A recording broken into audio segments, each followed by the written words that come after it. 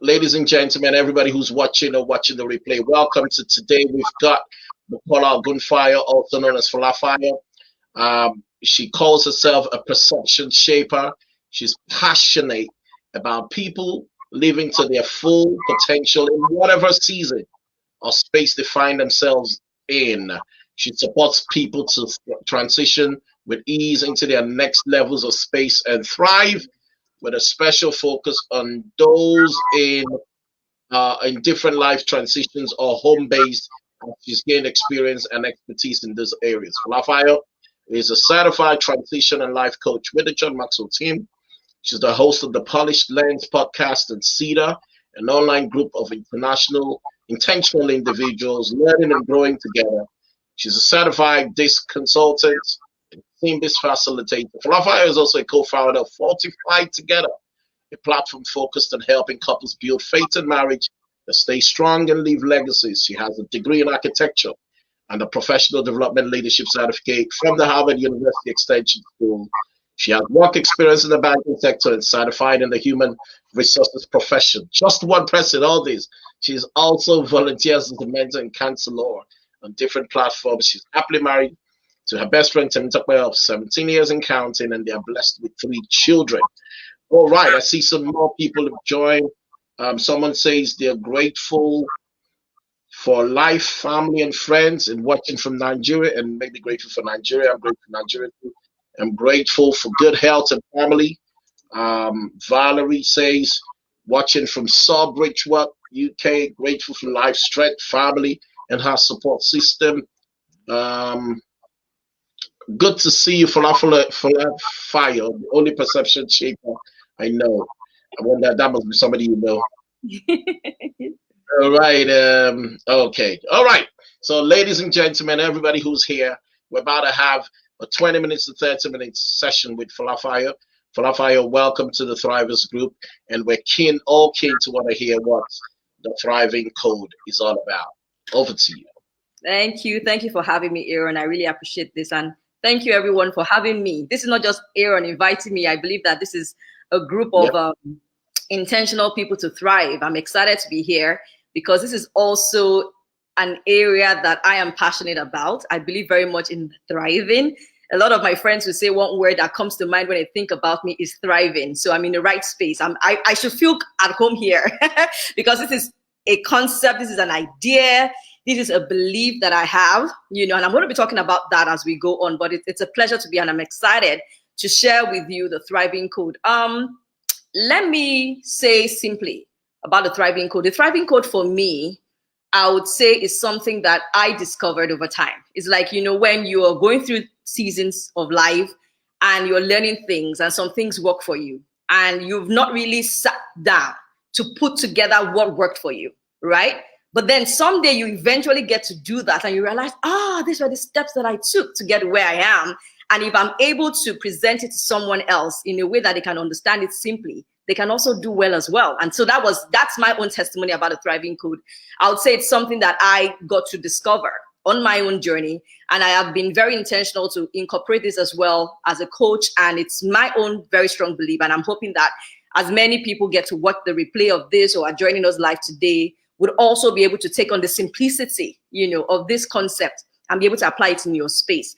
Now, I would like us to start with the misconceptions around thriving. But before I go there, there's a question that I had on my mind that I wanted to ask everyone. And that is, what is thriving to you? This is a question I ask a lot of people. And I really feel it's something that we need to clarify. What is thriving to you? When you think of thriving, what is that to you? It's very good for us to understand that. Some years ago, I used to blog much more than I blog today. Now I blog as a podcaster, so audio, in the audio version, right? But I used to blog. I used to have a blog. And one of the topics of the blogs that I wrote then was define success for yourself. And the truth is, sometimes we could get ourselves in a place where we are dissatisfied, frustrated, because we are trying to get towards something, but because we don't really know where that end is, then we get into that state. And what could be a struggle for some of us sometimes is we've not really taken time to ask ourselves, what is thriving to me? Now, I would have asked that everyone share on the group, like Aaron said, it's a place where you all want to have some form of conversations, and we all want to learn together, because I'm on the group, but the truth is, what is thriving to you? Everybody would have a different definition of thriving, but it's very important for you to understand what thriving is to you, because it's going to be unique to you and it's going to be different from someone else. For me, I know that years ago, one word that was top of my mind that I knew could help me feel like there was some form of thriving state that I was in is the word relevance. Relevance with respect to, important people in my life, relevance with respect to my skills and the gifts that God has given me. So for you, what is thriving? Now, while you think about that, before we go into the other things I'll be sharing tonight, I want you to understand that as you consider clarifying what thriving is to you, I want you to realize that you don't have to have it cast in stone. It's going to be something that will be flexible. And I will explain why when we get to one of the major pillars that I'm going to be sharing tonight. But it's going to be something that is going to be flexible.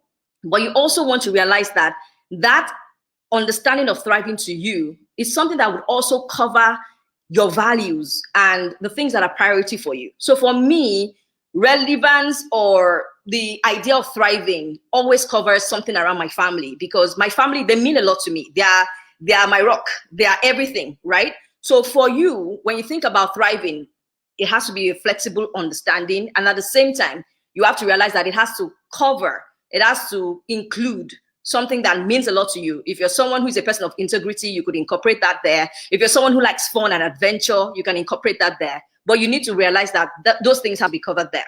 Now, when we think about the word thriving, now we are trying to define what is thriving to you, right? There are some misconceptions around thriving that I believe that as soon as you can get that, belief cleared, you can get that reinforced for you, you are in a better place to actually thrive. Now, the first one for me that I have come to understand that people go through is thinking that they don't have what it takes to thrive. Now, I know a lot of people may be like, oh, this is a thrivers group. We all believe that, but you'll be surprised. There are times when you get into that space where you question your ability to thrive in a place. But here's one thing I always tell people, and it's maybe my life philosophy.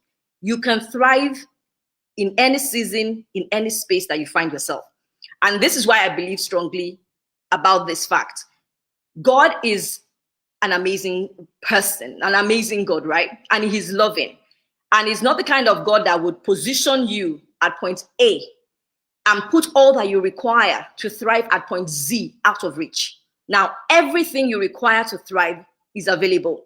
The challenge may be, do I know what it is? Do I know how to get it? But it is there. And that is why most times coaches and mentors will be people who will help you to look outside of the frame where you find yourself in to be able to discover what you need to thrive. But the first thing I need us to leave with, even if this is one of the main things you're going to leave with tonight, is whatever space you find yourself in, whatever situation you find yourself in, everything you require to thrive is available for you. Now, the other thing that I think is also a strong misconception for a lot of us is when we get carried away with what is happening with other people, we think that we are better equipped. We think that we have better qualifications, better experience. We've been in the game long before someone. How can someone just show up on social media and have so many followers and all of that? But I want us to realize today that when you think about thriving, one of the things that I feel we should always remember is that thriving kind of ties a bit to farming, agriculture, seeds. Now, if you did a bit of agriculture or science in school, you will realize that there are so many species of seeds in the world. There are so many. And the same thing with you. You are different from someone else. You are unique. And as unique as you are to someone else, so is your dream.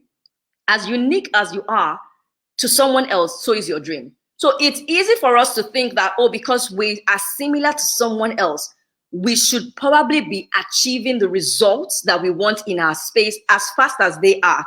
But I need you to realize that your dream requires a special process, a special timing, and it may be different from someone else. So let's not get into that place where, especially for those times when, you feel you've done so much, right? And you're wondering, why am I not seeing the results? That is when you need to come back to this misconception to reassure yourself that I am a unique seed. My dream, my vision, my goal is unique. It's different from someone else. It has not even been accomplished before the way I'm going to accomplish it. And so the timing that it will require, I'm willing to go through it. Like Aaron said in one of his posts recently, one of the videos I watched, the process. You're willing to go through the process and to persist in it so that you can eventually achieve that end that you want. Now, the other bit about the earlier misconception I shared is many of us feeling like, oh, you know, FolaFayo, what are you talking about? I don't think that where I am today is the right place for me to thrive. I think that I can thrive better somewhere else. Fine, I agree. And that is why many people move, they relocate, they change jobs. That's okay. But I can tell you from experience and from working with people that one of the easiest ways to ease into the next place that you believe you will thrive more is outgrowing where you are. So when you are in a place where you're like, I'm not comfortable where I am, I think I can do more here, I think I can do more with these people, I think I can join this group. While you're working on that simultaneously with what you're doing at the current place, your focus should also be, how do I outgrow where I am? Now, the analogy that came to me when I was thinking about this, interestingly, was, you know, when you have a seed, when you have a garden, you know, you start by putting those things, those seeds in a small pot. And you're hoping that maybe as they grow, when they start to outgrow the pot, you may move them to the farm. You can imagine the seed telling you, as the gardener, you see this pot you're putting me in is just way too small for me. I'm not going to be able to give you any fruit or harvest in this place. And then the gardener is saying, start to grow where you are. Start to do something. Start to take root where you are. Start to, you know, bud where you are. And let me see that this space that I've put you in is way too small for you. And that's exactly what we need to understand per time. So if you're in a space where you're thinking, I'm too big for this place, I'm too big for this place, you need to realize that as long as you continue to grow, you would automatically ease into the next place. So I just wanted to reassure us of that before going into the code. Now, the code for me, like I said, are pillars that I would encourage everyone to kind of take on now and again when you want to come into a new season, or when you're in a new season and you really want to thrive, or you want to step up to your next level. You know, like Aaron said when he was introducing me, this is a space I work in a lot. And these are things that I believe that as long as you can get them set and put them right, you are in a more likely place to thrive and to succeed. And so each of the letters of the code stand for something, and I'm going to be sharing about that now. Now, the C stands for a conscious awareness of your thoughts and a control that you have over your thoughts. So let me say that again. The C stands for conscious awareness and control of your thoughts. Now, the reason why the thoughts, I would say this is very just like a foundational pillar. Aaron, the host of Thrivers Group, is a mindset coach. And I'm sure he would have mentioned a lot of times to his clients, on his posts, in his sessions, about the power of the mind. Now, the interesting thing about the mind that I just want to let us know simply today is this. The thoughts that we have, the thoughts that we entertain, the thoughts that we host, the thoughts that we nurture, the thoughts that we focus on, they are the ones that direct the decisions we make.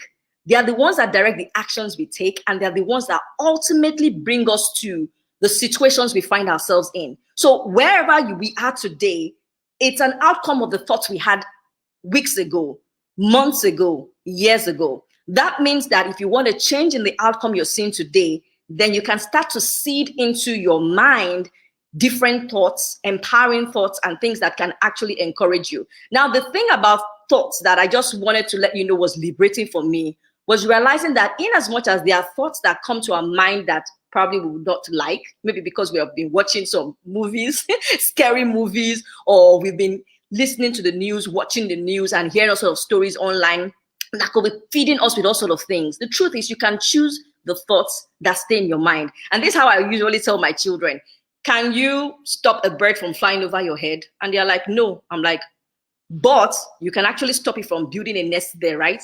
That's exactly it is with thoughts. So thoughts can come to you. You can actually be walking on the street and see someone and you're already having ideas in your mind about who that person is. But the question you need to ask yourself is, the thoughts that you allow to stay or to linger, are they supporting you?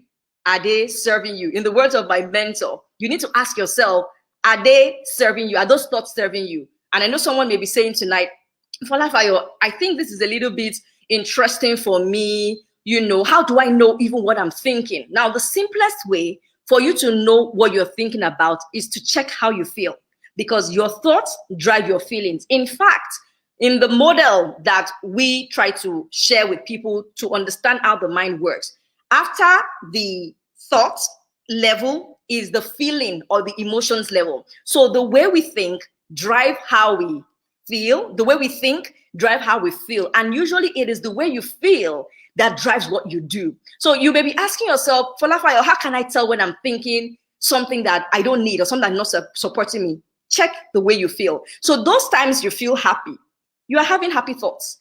Those times you feel sad, you're having a sad thought. And those times you feel motivated, inspired, you are having an empowering thought. So you need to ask yourself, what am I feeling? Get down to the root of what you're thinking and make sure per time what you're thinking is in alignment with what that picture of thriving is to you. So when you've already clarified, okay, what does thriving look like to me? What kind of things should I be doing? What kind of outcomes should I be having? Then you need to start from the thoughts. The thoughts. A book I would recommend, I believe that Aaron also does a mastermind on that, is As a Man Thinketh by James Allen. That is an amazing, amazing book. I must have read that book like maybe 10 times in the last 2 or 3 years. I'm telling you, that book is simple to read, very straightforward, but it lets you understand how we need to position our thoughts. So in the C of the code, once again, is conscious awareness and control of your thoughts. Now the O represents this: objective sensitivity to your season. Objective sensitivity to your season. And the way I'm going to, explain this is to say that we all come into different seasons of our lives. There are some that we don't plan, and there are some that we plan. Now, the idea is for us to be sensitive when those seasons change and to be fair to ourselves, because what happens is seasons change for some of us, and we are expecting the same delivery from ourselves like we were in the previous season. So, for example, you're a single lady. You used to just go to work, come back home, dine the way you want with your friends, snack on something before you sleep at night. Now you're married. Your season has changed. The expectation you have on yourself has changed. You cannot expect that things will be the same for you. Or maybe you were married and you didn't have kids yet. Second year of your marriage, you're still doing lovey-dovey with your spouse. But now a child has come in. The season has changed. So what happens with a lot of us is we're still expecting ourselves to perform at the previous level we were performing in our previous season. So what being aware of your season does to you is it allows you to be fair to yourself. And someone will be saying, FolaFayo, how can I tell when my season has changed? Well, there are some things you can look out for. When there's been a plus or a minus with the people in your life, then your season has changed. So if, for example, you have an extra baby, your season has changed. Or if you have a grandparent that you're very close to that passes on, your season has changed because that person is no longer there. For some of us, it's an aged parent. It may not even be a grandparent. It may be an aged parent, they're in their 90s or something, and then they pass on. Your season has changed because if you are the firstborn, now your siblings are looking up to you more than they were looking up to you before. Your season changes when the people in your life, or the number of people in your life, there's a plus or minus with them. Your season also changes when there's a plus or minus with your finances. So if you're someone who was earning 100,000 pounds before, so I'll use pounds because I know that a lot of people are probably located there now. But if you've been earning 100,000 pounds before and now you're earning £1 million, your season has changed because the things you're going to be doing, the people you're hanging around with, the focus of how you're going to be spending your money, it changes as well because your season has changed. So finance, the people in your life, your geographical location. I have had the privilege of moving around some cities of the world because of my husband's work. And I know that when we lived in Lagos, it was a different season. When we lived in Cairo, in Egypt, it was a different season. When we lived in Geneva, it was a different season. The time we moved back to Lagos, it was a different season because maybe the age that I was at that time, the part of the town that we were living in, the kind of house we were living in, all those things. So with objective sensitivity to your season and your space, you need to be asking yourself, what has changed? What is changing in my life? Because what's happening with many of us, like I said, is these things are changing per time.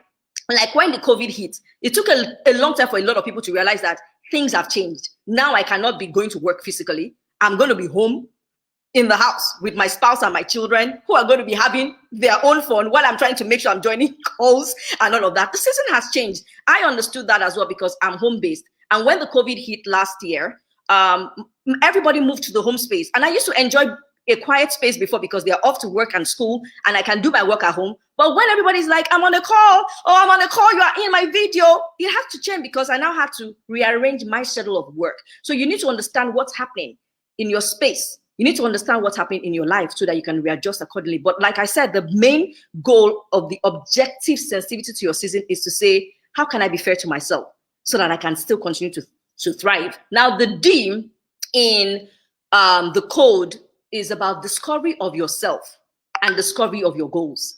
Discovery of self and goals. Now, the thing about this self thing is we need to remind ourselves of what makes us unique. Sometimes many of us are waiting for a reassurance from someone else. Maybe people who will like our comments out there, people who will like our posts. I mean, I know those things make us feel good sometimes, but there's no reassurance that can supersede what you know about how God feels about you and what you know about yourself.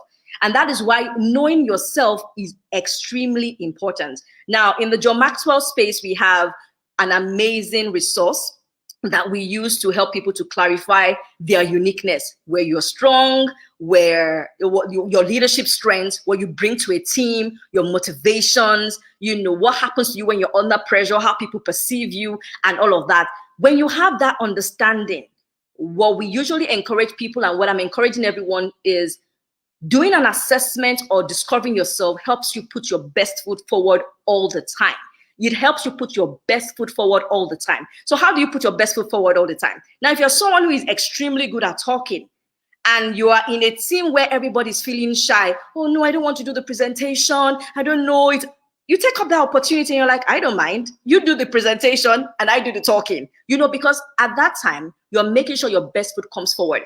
If you're someone who is very good with delegating, you're good with directing, you're someone who is very good with details. I know someone that is very good with details. Then you take up that opportunity when you're in a group and do the detailing, because when you show up with your best foot all the time, and you put that foot forward all the time, you are someone who becomes memorable. And when you now want to leave that space, they're like, oh, we will miss you. We don't want you to go. And then you are desired. You become desirable whenever you put your best foot forward. So discovering your skill, discovering your uniqueness, discovering what makes you special, it's very important in thriving. And like I said earlier about how, we kind of compare ourselves with other people and we're like, oh, someone is gaining more traction in his space than I am. I've been here longer than the person. You are different. Your seed is different. The bamboo plant is one that a lot of us refer to a lot.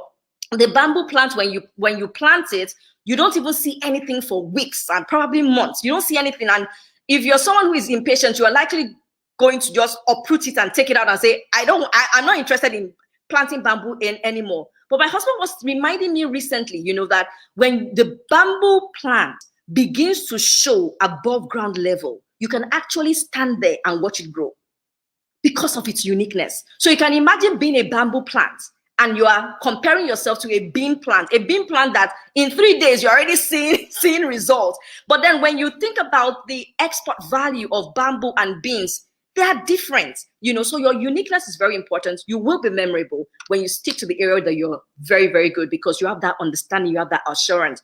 Now, the part about your goals is like very similar to the question I asked at the beginning. What is thriving to you? What is that end goal? And the end goal sometimes changes, right? You could have a different end goal for your children when they are like before teenage years. You could have a different goal for yourself because of the kind of amount of money you're making and all of that kind of stuff. But the truth is, you need to ask yourself, what is my goal? And you need to be so clear about it, and if possible, put a time to it. Now, here's one understanding that I got around goals and being clear your goals that shaped me with respect to clarity on what you want is this. Imagine writing a letter to a friend or typing an email to someone, and you're typing A, B, C, D, E, F, G, H, all the way to Z. Next line, A, B, C, D, E, F, G, H, I, J, K, L, M, N, all this way to Z. Third line, A, B, C, and you just send the message to the person, and you expect that the person will put the letters together, form words, form sentences, form paragraphs, and understand what you want. That is what's happening with many of us. We don't know what we want. When you ask people what they want, they usually start with what they don't want.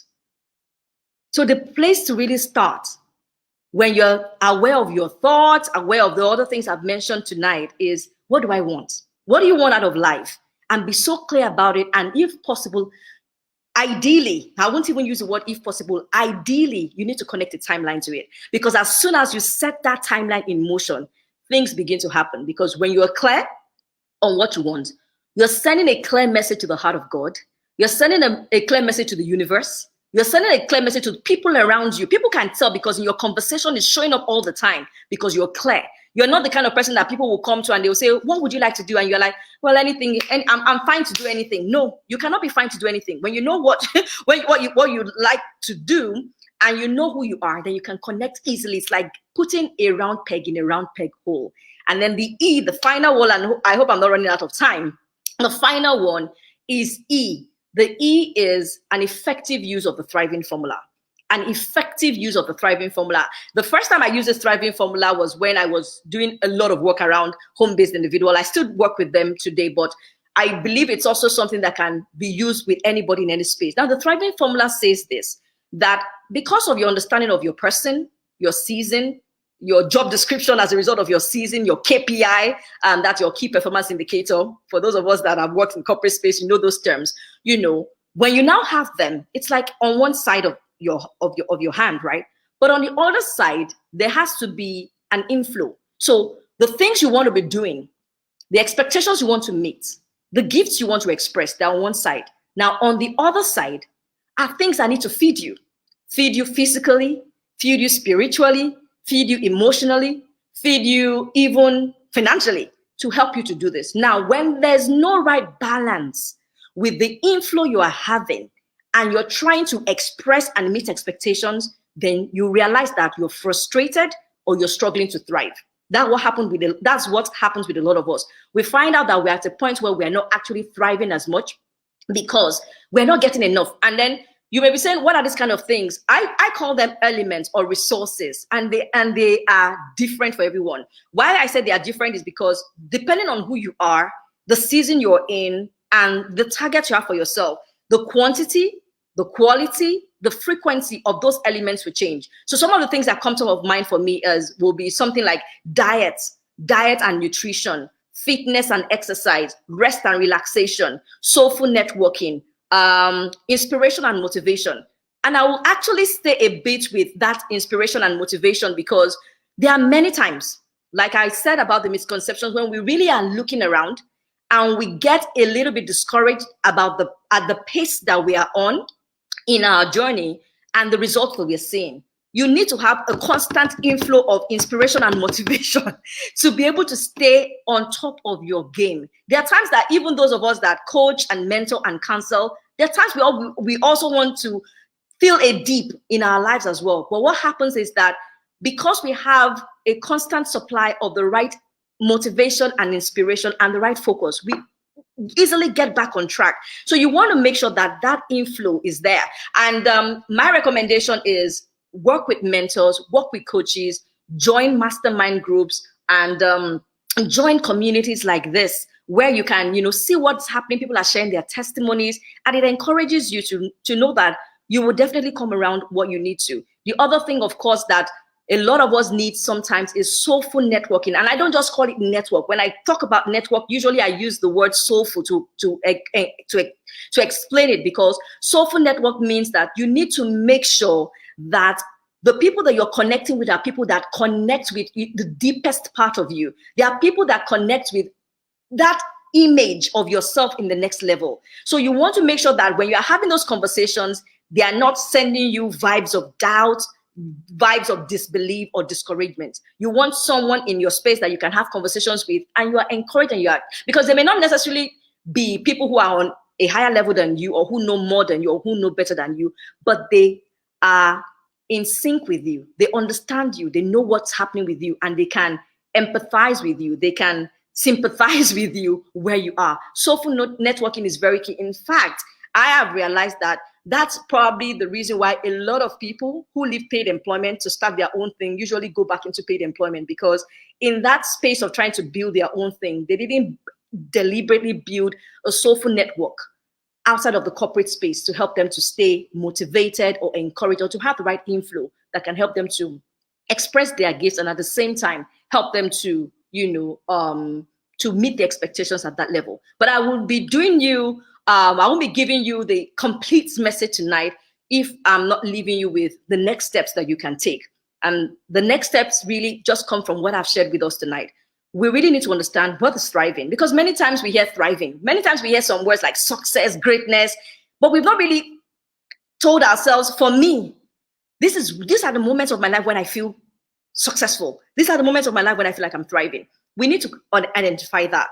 When you identify that, you now start asking yourself, how do I begin to master my thoughts? Because it is very important for the outcomes of your life. And then we now start looking at, what season am I in? What are the expectations I have of myself, or my family members, or my loved ones, or the people I'm working with have of me in this season? Who am I? Rediscover yourself. Who am I? If you need to do an assessment again, go and do one. There are free ones online, but I'll recommend the paid ones, because those ones are deeper, and you can have debrief sessions with the facilitators or the coaches of those assessment resources. Do something like that again. Take time. And then as soon as you start building, then it's important for you now to be accountable, because what helps many of us to stay on track is because we are accountable to someone. So you need to be accountable to someone. Get an accountability partner. And if you're not finding one easily in your space, then now it's time to sign up with a coach or get a mentor. But being accountable with someone who can see this vision and help you to say, you know what, you see this vision you are seeing of yourself, it's actually small. I believe that you can actually do this. You can do this. You know, we need people like that in our space. And I believe very much that with all these things in place, you can thrive. And like I said at the beginning, and I would love to end on that tonight, is you can thrive in any season or space you find yourself in. Love it. Love it. Love it. This is actually really, really good. Thank you so much, FolaFayo. Somebody sent me a message that he sent a message to his spouse that she's definitely a female version of his coach. That's me. And I was like, wow, you would think that they put us all in the same room and get us brainwashed to speak the same things. Thank you so much. Thank you so much for bringing so much value. And hey, guys, if you have questions, I'll be looking out for them. You touched on a lot of my kind of topic and subject. Number one, mindset, and you mentioned it. So let's start from there. I believe mindset is our greatest asset. Every human being, mindset is one of the greatest assets, and can also be our biggest liability. I believe strongly that the orientation of your mind will determine if you will survive or if you're going to struggle when challenges come, when crises come.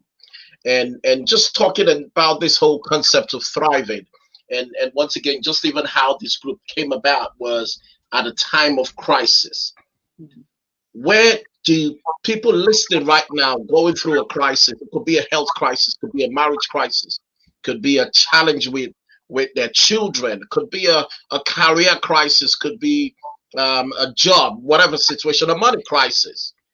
Where can someone actually start? If we say, you know, when you get into your car, you have to start the car. Where do you say is the starting point for thriving? Well, like I said at the beginning, I would say you need to first of all ask yourself what you want, really, because it's really the beginning. And you know, I have conversation with my kids, and they are talking. I'm like, wait, calm down. What do you want? What do you want? What do you want? So, do you want that child to, you know, do better academically, or you want a child that would be, you know, one that looks out to life with a positive attitude, or you want a marriage that is peaceful, or you want a marriage that is fun, or you want a spouse that is, what do you want? I think that is really the beginning, because when you know what you want, it's easy for you to say yes and no to everything that does not align with that. But what's happening with many of us is that we have been saying yes to the wrong things, no to the right things, because we don't really know what it is that we want. Now, as soon as you have a picture, even if it is not very clear, because I was having a conversation with someone recently, and it was like, you know, the challenge a lot of people have is that they're not clear. Even if all you see is just 3 feet from you, hold on to that. Because as soon as you start to do something with what you see, you will see the bigger picture. Many of us start what we're doing today, not having a full picture that is going to come to this level. I don't know if you get me. Many of us are there. But because you started, the next thing you just have another idea. Oh, I'm going to come on weekly. Oh, I'm going to write a book. Oh, I'm going to make it an audio book. Oh, you know, it starts coming like that. So the first thing is, what do you see? Even if it's just 1 to 3 feet away from you, what do you see? Then what can we do to help you move there? Without being discouraged that, oh, there's a bigger picture. Forget about the picture. Like our mentor, Paul Martinelli, will say, just worry about the first few steps. Don't worry about the 10th step. Yeah, just worry about the first few steps to that change. Love that. Wow. That's so good. And that's because in the line of job you and I are involved in, so many people know everything they don't want. Everything they don't want, but they find it difficult to actually describe what it is that they want. So someone who's listening and watching, and still all around the mindset and going through challenges. And most people do go through challenges. And how can people, what can you talk to people about going through challenges that can lead them? So I believe strongly that your life revolves around your purpose.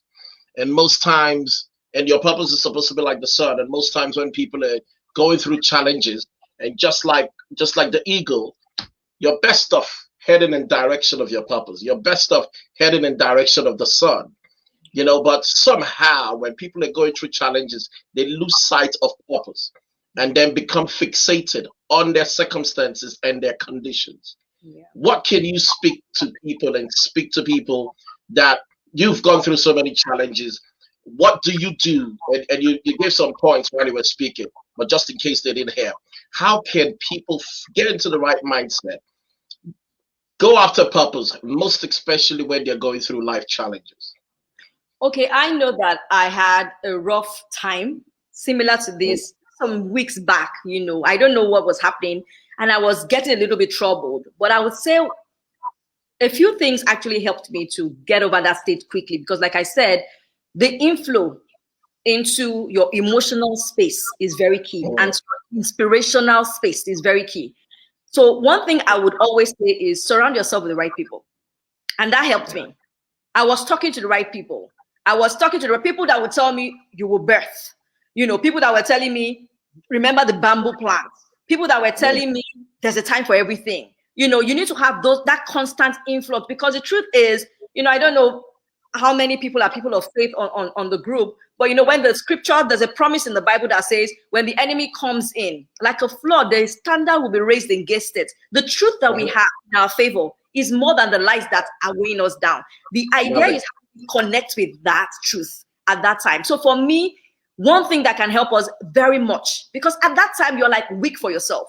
There's a deep cry in you for, I want out. I want out. I can't help myself. You really need to be surrounded with the right people. That for me is the first bit. When you're surrounded with the right people, then you need to revisit what you really want and understand the fact that it's a journey. It's a journey, and missing a few steps, falling down a few times doesn't mean that you failed. It doesn't mean that you failed. Just remember how you were when you were riding a bicycle as a kid. You fell down a million times. And you mastered, I'm telling you, and you mastered them taking off the training wheels of your tricycle. And you could ride a bicycle eventually. So just remember, and there's something I always tell people, possibility is contagious. You now start asking yourself, when was the last time that something happened successfully? Because I tell people, you need to also remember, when was the last time you made it somewhere? When was the last time you hit a target? When was the last time you fulfilled a dream? When was the last time you got an award? Many times, because you need to ask, there's a question that I ask people, how long do you take to celebrate yourself? People will say probably, like a day, maybe. For those who take a bit of alcohol, I pop champagne with my family, I take a glass of wine. So how many times do you get devastated when something goes wrong? And they will tell you like weeks. And you're like, why? So we need to start getting to that place where we remember that we can make possibility contagious and remind ourselves of when we did it right, when it worked for us, when we got to the end. So surround yourself with the right people and remind yourself of when you did make it right. Love it. Let's go to your acronym code, and starting with C. You said you said conscious awareness. Conscious awareness, yeah. So it's a fact that all sorts of stuff I can't remember how many thoughts flows through the mind, flows into our minds. Is it about 90,000 or 900,000 thoughts that go in through the mind per second or so, something like that, some ridiculous thing. And how can people begin to control the inflow of the things that stoke our thoughts? And what would be your suggestion as to how do we control or guide our thoughts? I mean, I know some of those answers, but because of people who are listening, how do we begin to control, guide our thoughts in a constant positive mode? I was watching something today, reading the news today actually, and there's some guy who's been ill since March last year as a result of COVID. It was in the papers today. Wow. And this guy has been ill since the beginning, since March. And the wife is raising an alarm at the moment, and she said something. She said, I think he's given up. It's no longer positive. And I thought, how can she tell the difference? He's been sick since March. Do you understand? He's pretty much been sick since the whole year. You understand? And the wife can tell that, look, I think my husband is giving up and we need to find help. So how can people, because for him to sustain himself this while, however sick, and for the wife to tell my husband has been positive, means that guy has been in control of his thoughts as much as possible and trying to stay positive. And I just wanted to be able to elaborate on that and just give people who are listening, who are going through stuff, especially in this season, how they can begin to control and guide their thoughts, which is there's a constant flow into the mind, as we are all aware. Yeah, one thing that I know that some people do is declarations and affirmations. It's is a very, very strong one. I have used that a lot of times. In fact, every day I wake up, even when I'm not feeling like it, I have lines, you know, that I've put together over the years because I read something and I'm like, oh no, this is what I want to realize in my life. I add it to it. I listen to a message. I'm like, oh, this is what I would like in my life, and I add it to it, you know. So affirmations are good. It's a good place to start. The other thing, for some people, it's just the right music. It's just the right music because the channels to the heart and the mind are our eyes and our ears. So we need to just watch what we watch. When the COVID hit last year, I would tell you that immediately I started to see personally how things were going. I started watching the things I was listening to about the COVID personally. And I think that probably helped me.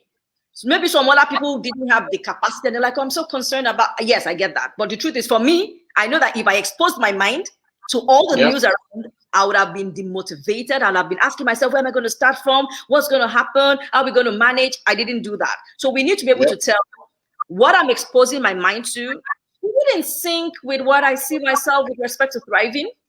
Or is it conflict with it? Is it really speaking to it? So I would say watch what you watch and watch what you listen to and watch the people that you hang around as well. And same thing with social media. And when I mean social media, I don't mean even just Facebook and all, even up to WhatsApp groups. We need to be careful with all those things that a lot of people, most times, in fact, on my phone, I have a setting, videos don't automatically download on my, except I see people saying, oh, that was an amazing video. It gave me this information. I learned this before I kind of like watch it. Okay, what are they talking about? But usually it does not automatically download on my video on my phone. So you need to start putting barriers. It's about building boundaries. So I would say be more intentional about building boundaries with things that have access to you, right? And then make sure that you're speaking to yourself words, phrases, sentences. And if you don't know where to start, you just need to go online. There are a lot of affirmations that are online that you can start with. Borrow some affirmations. Start with some borrowed affirmations. Yeah. So start with something that you have in your purview, and then start to build those, something that connects more with your own vision as time goes on. But affirmations and the right boundaries. And when I'm talking about boundaries, that boundary means being really firm on yourself. And sometimes, like I said, when I ended, the conversation earlier, when I ended the share earlier, I was like, well, sometimes we need to be accountable to someone.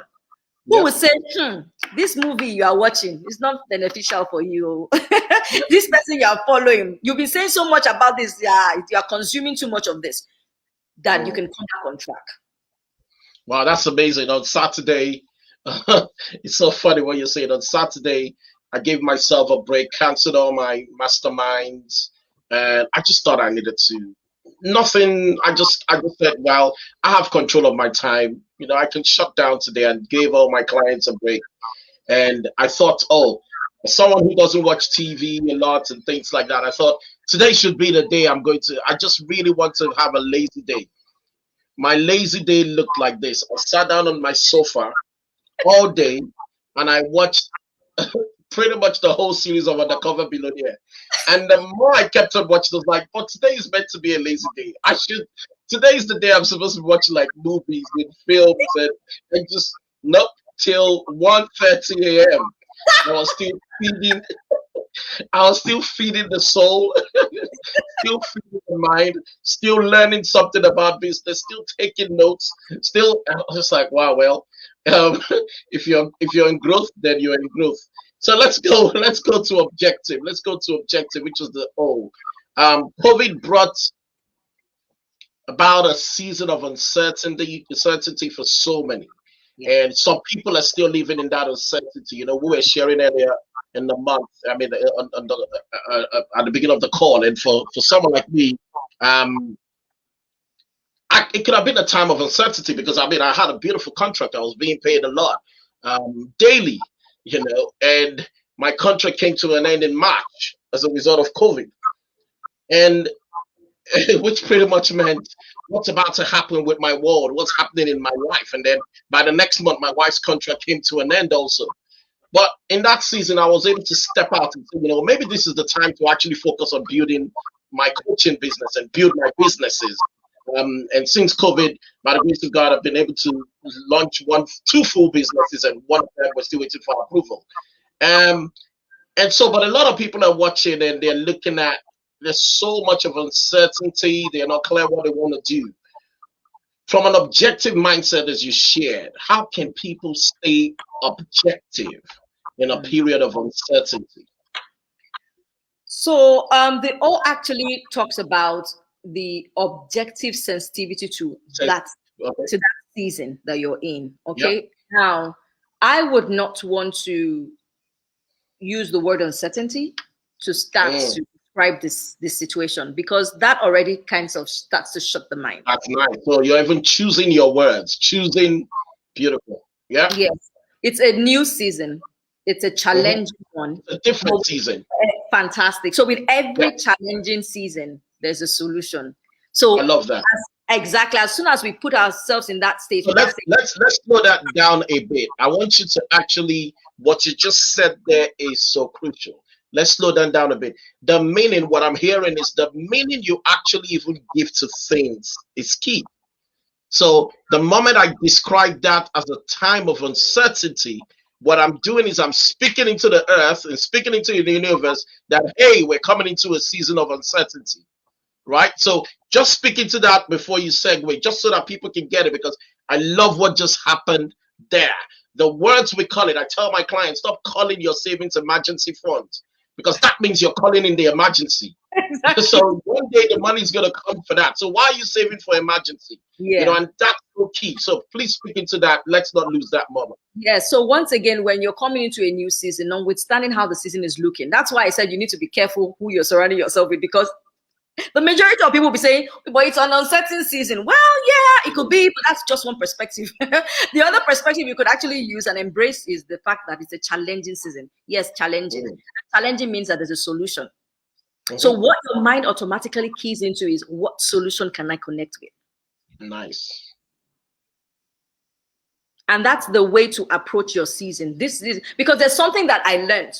And, I've shared it with a few of my close friends, where I say something like, I now understand that promise in the Bible that says, when you knock on the door, it will be open unto you.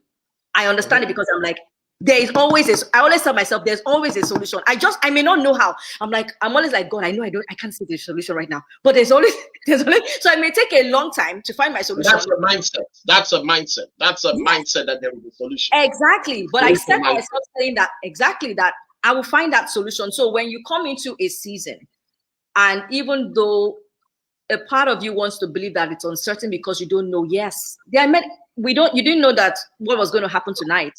You woke up this morning not knowing what was going to happen tonight. Everybody woke up not being sure. So, but why are you being selective about what you're being uncertain about? Love it. Love it. Love it. You know, so it's like you're taking choices on, okay, I want to believe in this uncertainty, and I want to hold on to this one. I want this one to make me feel weak. I want this one to make me feel empowered. No, let's approach it the same way. We don't know what it's going to be like, but it can actually work in our favor. It can actually work for our good. And like I said, it's not every time that every one of us feels this way, but it's not feeling that bad way or that down moment that is a problem. Is how quick you recover. Because there'll be many times we feel down. Law of rhythm. There'll be times when you feel down, but it's how quick you recover. And now you know how you're able to help yourself. And actually, with the law of rhythm, it's actually the part of the process. There's always morning, there's always evening, there's always going to be hills, there's always going to be valleys. So it's all the cycle of life. Yeah, exactly. So that's the way I would encourage that. You know, we should make sure that we have a solution-focused mindset, knowing that I may not be able to see that solution quickly, but it's there. And you will find out that your mind doesn't, because I always tell when my kids tell me, oh, I don't like it. Like when my daughter signed up for tracks in school, the first day she was like, I can't do this anymore. I said, take that back. Can we correct that, please? Can we correct that? It's just your first day. It's always like that. You know, just because what happens is that the mind shuts down. When you say this is tough, when you say marriage is tough, work is tough, life is challenging in a lot of other areas, you know, but you need to choose that the one that serves you. Like Paul Martinelli would say, is that position, is it serving you? Serving you that you don't know what to do. If it's not serving you, you need to dump it and pick something that is more empowering. Wow. You also talked in one of my favorite books. I actually just finished teaching a mastermind on it last 2 Saturdays ago. And my clients are just rounding up the Serenity Challenge this week. And James Allen was saying we can only change our circumstance by gaining control of our thoughts. And my question is, are we truly in control of our thoughts as humans? I know the answer, but for people who are listening. In fact, well, to be honest, actually, the book doesn't even say that we can actually change our thoughts, but we can alter our thoughts. We can decide to think what we want to think about, right? Despite what's coming into our thoughts. So have you got any mechanisms that people can get that can help them, especially when you talk about thoughts, feelings, actions?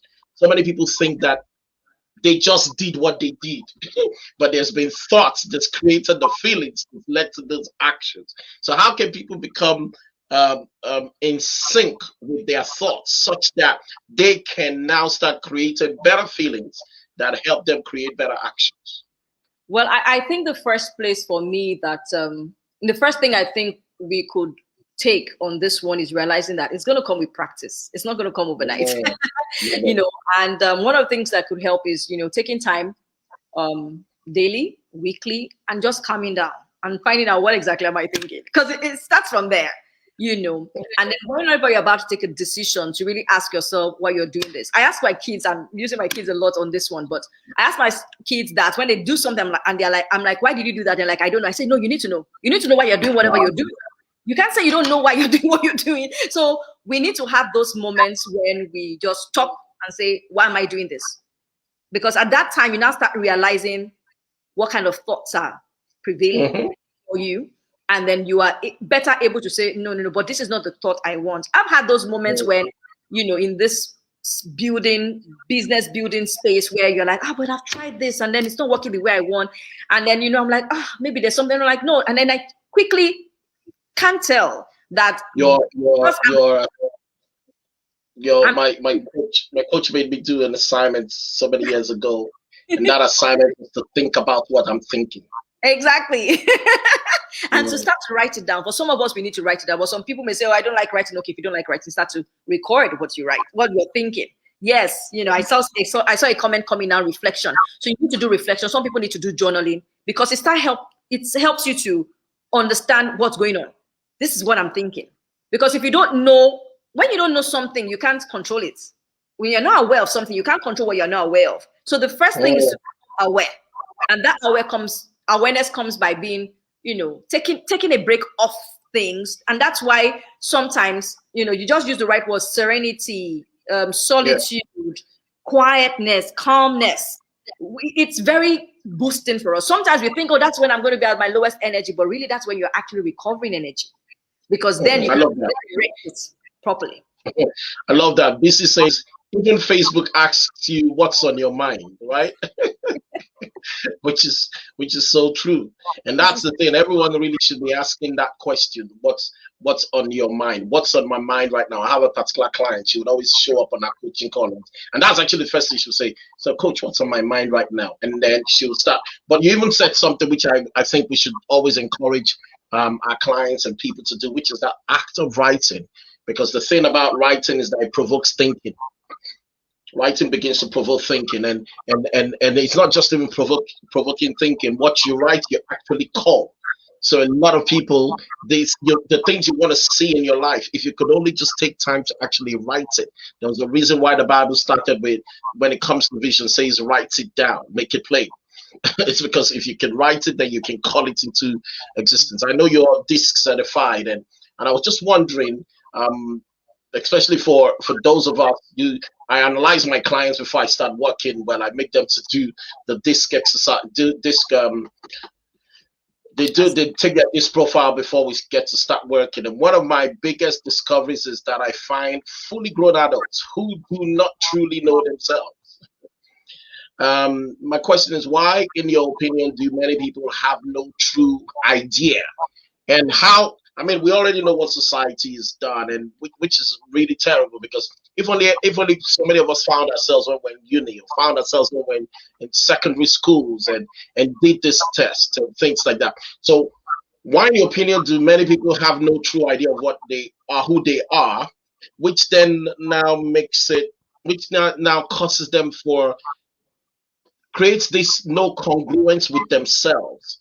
Hence, they are not fully in the place where they should be. And many of them, you know, I tell them, I say, whatever you defend, whatever you argue for, you would get. So many of them keep fighting for the status quo they have right now. And this is coming from a place of not knowing who they are. And you're trying to get them to a place of, this is who you could be. Why do people have that disconnect? Not to be able to connect, to go where they could be. Well, I think the major part of why someone could find themselves that will be upbringing. Upbringing with respect to a passed on perception from the parents.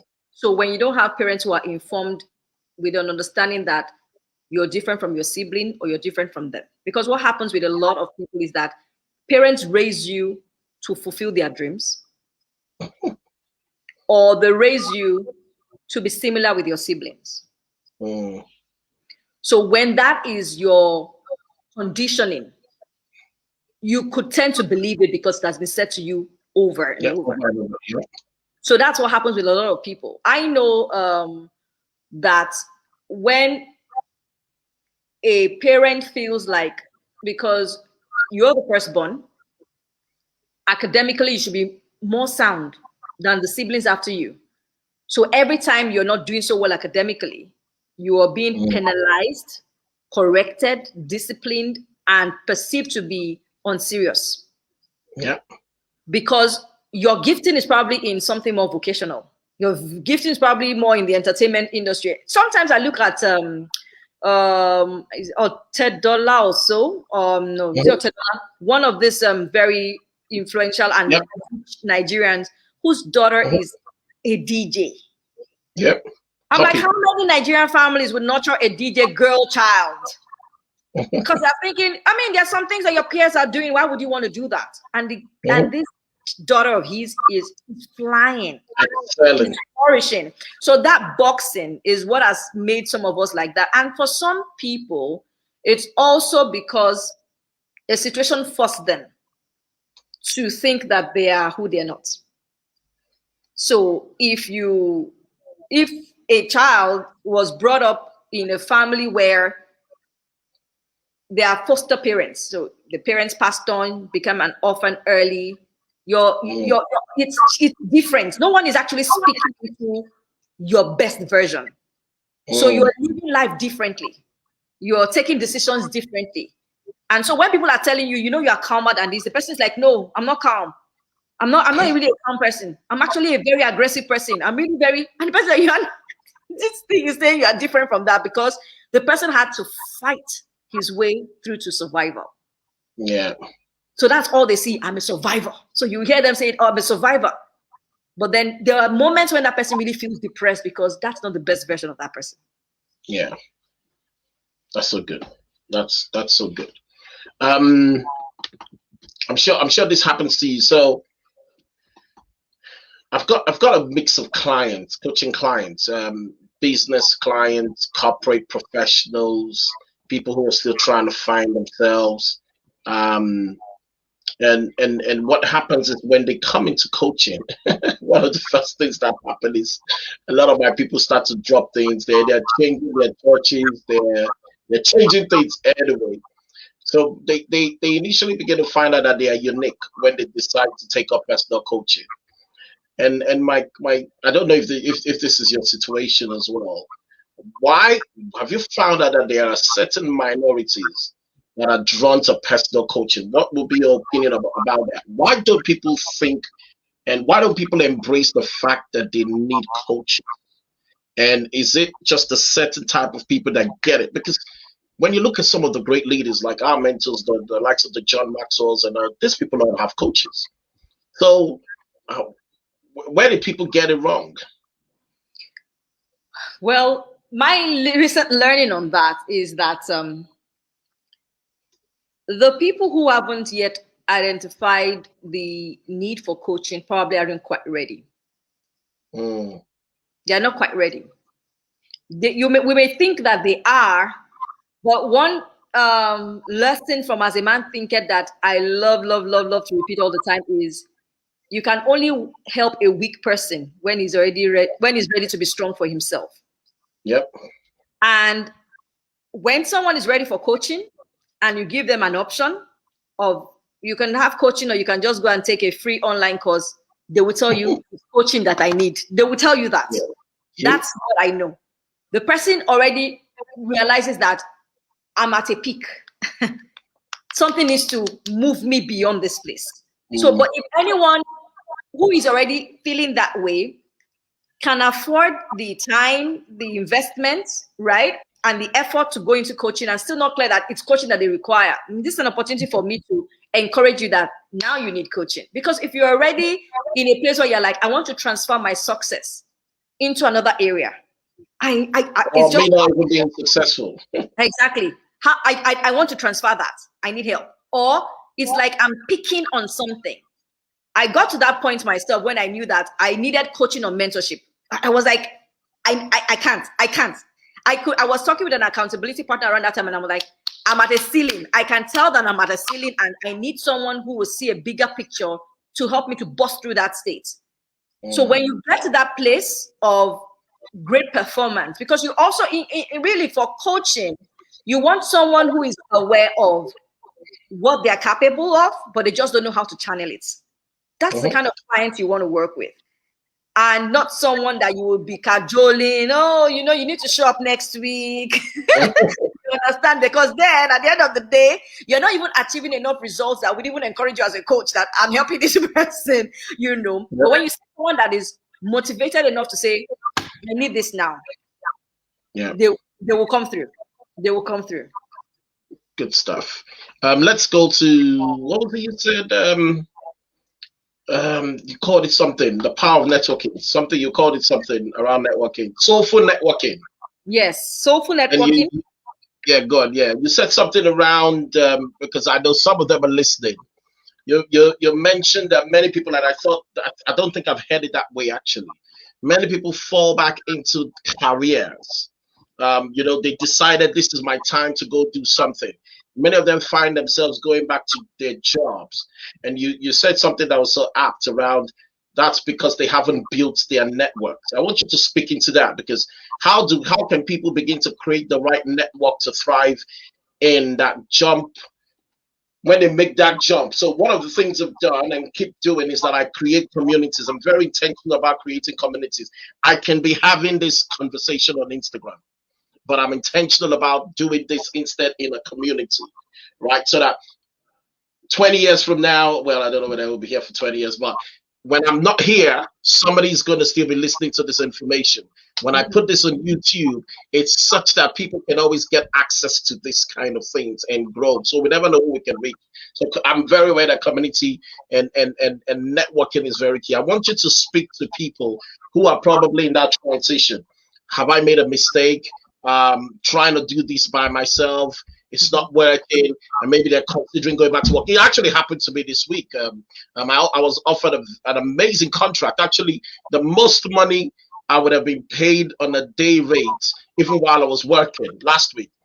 And Wow. they called me in the morning, and by evening they wanted me to make a decision. They were offering me the role by evening. And I just told myself, no, man, I ain't going back to that life. But it took a lot of the space I've created, even in the communities I've created, that makes me know that no, I've got something that is actually better than going into that place. So I got what you're saying there. So can you just speak a bit into that? And how can people now start becoming intentional in creating the right networks that can help them as they go through those transitions? I feel like with the blessing, let me use the word blessing, with the blessing of technology and social media, you can easily actually connect easily. You can I always tell people there's a way I usually describe it when I talk to those who are home based. I say there's safe stalking. There's a creative stalking you can do when you're monitoring someone and you're like, this person is going where I think I would like to go. And You're right. I spoke to you. So so you're right. yeah. I showed up on some of your lives. I showed up. I said, okay, yeah, she's speaking the kind of language that I would like to listen or bring on the show. So it's part of it. Yeah. Yes, yes. So you can stalk someone just before you transition out, or even after you transition, and you're like, oh my goodness, I need to have a connection. So you can look for groups, Facebook, and I think Facebook is the best place to find groups that would, speak to the different things that you want to target. So if you're someone who is a photographer, you can look for photographers in the UK or in Lagos or in wherever location you're in. When they have hangouts, you will connect with someone that speaks your language. You will connect with someone that thinks like you. But the thing is, you need to even be open to that, right? And it's ideal for you to start the connection before you actually transition. But even if you're already in the space and you're like, I'm already out of work, I don't have that connection, then you can ask people. I know that some people ask friends, do you know someone who is already in this space who can help me? I'm moving into, this industry. I just want to have a chat with the person. And then, be friendly. That's still intentional networking. That's still networking, right? Yeah, yeah. But like I said, let it be soulful and start with people that you don't have to start it all so serious at the beginning. It can just be a casual meetup. It can be online, and it can just be a call. But by the time you show appreciation for what the person is doing, especially if the person is very active online, the person will take notice of you and will be able to bring you into their space. Because a lot of people like that who are open to being friendly with a lot of people. It's not everyone that's like, oh, us talk up and all of that. But a lot of people want people in their spaces, don't mind being a blessing. A lot of people who know that they've learned a lot on their journey, they can't wait to pour out to someone else. You'll be surprised. I know I have had a few people who are come to meet me when they were also leaving paid employment to say, oh, how did you do it? And what were you thinking about? And I was able to say, oh, go read this book. These are the things that helped me. And you will find out that you are in a place of comfort and encouragement when you have that kind of connection. Okay. Let's talk about beliefs. So there are certain belief systems that are in place in society. That's almost like a default setting. And you talked earlier about parental upbringings, family systems. I dare say even our faith, in quotes, the church. And as a person of Christian faith, that there are certain doctrines that I think have been indoctrinated into individuals. You're smiling. Indoctrinated into the individuals, and yet we have a scripture that says the truth will set you free. So how can people really find their truth? I was looking for the book I had here earlier. I didn't see it. It says, "Speak your truth." How come in an establishment, especially in a place of faith, that clearly tells you that you should find your truth, and yet people don't see the truth? Okay, wow, that's a lot of answers are coming to my brain. I'm trying to pick which one I should start with. Okay, now when I say that in my space, the truth, you will know the truth and set you free. Now, this is the understanding that came to me about truth. The truth is not just one truth. There's the truth. The Bible says Jesus is the truth, the way, and the life. That's not the one I'm talking about. I'm talking about different spaces of life. So whatever brings you into a place of liberty and flourishing is truth at that time. So is you coming into that understanding of what is really that understanding that helps me to be my best, enjoy the best. Because anything that is not changing you from that is not the truth. Because the idea is for you to be free. So if you don't feel a sense of freedom in how you are expressing all that you are, or a freedom in flow, getting. So, for example, the mindset that we have you also coach on money, right? So we do side getting rich. I think you do Think and Grow Rich or something. I'm not sure which one you do around now, but I know you do something. Yeah. So this mindset that, the supply in the world is limited. That means that we are all, this is the analogy that I already, we are all trying to share from this piece of the pie. Yeah. And we think there's not enough. And we think that there's not enough. And we think that if Aaron takes half, I can only have half. That means that if Aaron is thinking of 3/4, I can only have 1/4. No, he's my competitor. That is not a truth, because it is limiting you from getting the full piece of the pie if you want the full piece of the pie. Because the truth around wealth and supply says that it is inexhaustible. Wow. You know what you just shared is, look at, I've got this stuff right in front of me, which is something I'm supposed to read every day. I don't read it all the time. It's the spirit of opulence, and from time to time I just remind myself, and the first line in there says, it's quite a mistake to suppose that we must restrict and stint ourselves in order, I have another copy, it's up, in order that we would get to a place of greater power or usefulness. And it goes on to say, this is a form of the conception of the divine power, which is God, are so limited that the best use we can make of it is by a policy of self-starvation, whether material or mental, of course. If we believe that some form of self-starvation, whether material or mental, of course, if we believe that some form of self-starvation is necessary to our producing our good work, then so long as we entertain that belief, the fact actually is for us, of which it says, whatever is not of faith, that is not in accordance with our honest belief, is sin. And by acting contrary to what we really believe, we bring in a suggestion of opposition to God, which is the divine spirit, which must necessarily paralyze our efforts. I can go. This is one of my greatest readings and writings. But that's what you were talking about. So many of us think that, and in describing what you just described, one of the greatest examples I like to use is the example of the beach. How much sand can you actually pack? And you and I are very aware that when God creates, he creates everything in abundance. Exactly. So things are not about, and there's a scripture, I can't remember the scripture, even in the seed is the herb that is kept to ensure that the seed keeps living. And it's just coming to that understanding that nothing ever really finishes. But I guess it's that mindset of not seeing that, and that's why we experience the lack that we see in our world, which is all beautiful.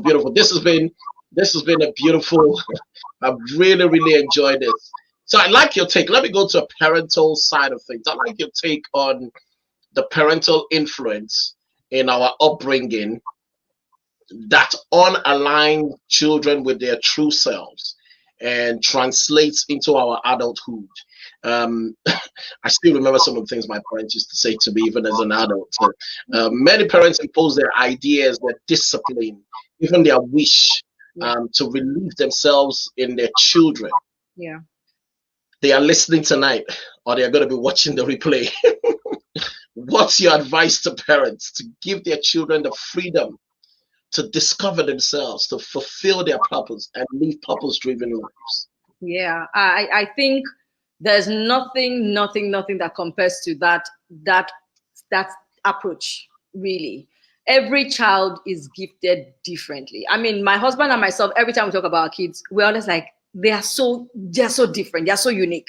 And I was saying recently to my mom that don't assume that in a family, when you tell one child, if they are like, preteens, to stand in the corner, not even preteens, like maybe between 5 to 7, right? 5 to 8, right? You don't assume that because you tell one child to stand in the corner and the child is learning from that error or that mistake, that another child would get the same lesson. No, the child may go to that corner and be having fun there. Yeah. So you need to understand that each child is different. So the approach of encouragement or motivation or correction is also different. It's also different. I know that one position we are trying to take as parents is to tell our kids, when you want to choose your major or the course you're going to be going for in college or in the university, pick what you will ace. Whatever you're going to ace is what you're going to pick. If you're going to ace in music, you go pick that. If you're going to ace mathematics, go and pick that. I don't really want to know what you will do with it at the end of the day. For now, let's start with what you will do, because as long as you're doing a course you like, you're very good in, you will enjoy being in school and you will enjoy the atmosphere of learning. Before you're done, you will be clear on what you want to do. And that reinforces for you that there's a zone of creativity, because what you're doing is positioning your child to stay creative. But when you're boxing a child in a space where they're not really gifted, because you think, oh, but I think, they can, no. That's why we are there, to observe, to hear what they say. Now, I'm not saying we should let them lack discipline. No, I'm not talking about that. We are there to help them to stay disciplined along the path. It's like saying if your son likes soccer and he wakes up one morning and says, I'm not going for practice today, say, okay, you know what, don't go. No, that's not what I'm talking about. You've already decided that his soccer is going to do. So make sure he's there for every soccer practice, but at least that is soccer that he enjoys, and he enjoys that above playing tennis. You cannot say, oh, because I want you to be another Federer, or I want you to be another Murray. I want you to be another Murray. Then you're forcing, and the child is saying, no, I know a family where the son is very tall. The son is if you see the boy, you would automatically think you've got to be playing b-ball. But the child is saying, no, I want to do soccer. It was a struggle. The child is saying he wants to play soccer. He doesn't want to do b-ball. And so it took a bit for the parents to accept that is their fate, but they had to embrace it. So conversations are very important. But until you let your child feel free to talk to you and you observe, you won't know how to help them in that area that they are really good or they are really unique. Love that. There's a certain awareness that parents need to be able to get to that point. And even just with what you've just described with your family, I don't know if you're aware that I'm a gospel artist. I sing. And there's an example I tell my clients all the time. So do you sing actually? Do you sing? Are you in music in any way? Not really, but I have a child who is really into music. You believe you can sing. Let's put it that way. So at the end of the day, whatever happens, if they put you and I, if they give both of us, and that's what I love the example you gave. If they put you and I in the same conditions, you gave us the best meal, put us in the best environment, gave us Simon Cowell and gave us the best singers and whatever, and you train two of us for the next 4 weeks, same environment, same conditions, which one of us is going to still come out better? It will still be me, based on what I've done so far, based on my approach to singing and what I know about singing. And that is what our parents really need to get, everyone who's listening.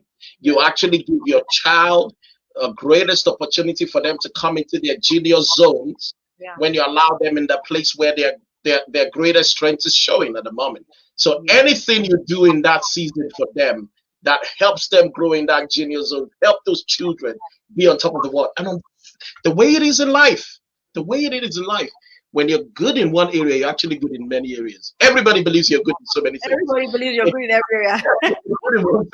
It's. I mean, I went to Nigeria once, and way before Tiwa Savage became a name, and Tiwa Savage is a friend, and I remember Samsung giving Okocha an endorsement, and Okocha was singing on the Pepsi advert. I'm like, what? In a country with the likes of Tiwa Savage and all these people, really? He just dawned on me that, look, when you're good in one thing, just the fact that he played football and was successful, Exactly. everybody believes, well, anything Okocha does must be good. And we want to get our kids to that place where they become geniuses in their rights. And unfortunately, the way the world works, even if it's English, you know how to speak. If you're good at speaking English, the world will give you more opportunities in different areas. I really do like our time together. I really do like our time together this evening. It's really been, it's really late for you. I think it's about 11:30 p.m. your end, right? About 12 right now. Oh, wow. So thank you for your time. Let me not go ahead and ask you more questions. We really do appreciate your family for giving us this time.